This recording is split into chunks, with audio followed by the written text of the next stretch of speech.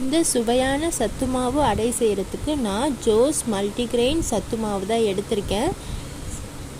இதில் 18 வகையான தானியங்கள் சேர்த்து வீட்டிலையே சுத்தமான முறையில் தயாரிக்கப்படுகிறது. இதனுடைய ஃபோன் நம்பர் நான் ஸ்க்ரீன்லேயே கொடுத்துருக்கேன்.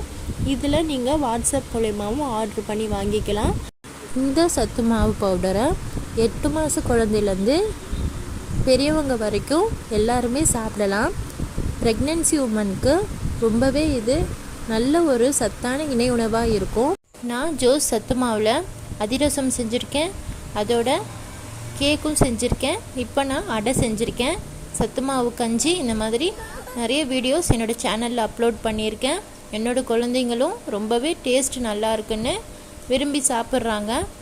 நீங்களும் உங்கள் குழந்தைங்களுக்கு சத்தான ஸ்நாக்ஸ் செஞ்சு கொடுத்து சந்தோஷமாக இருங்க.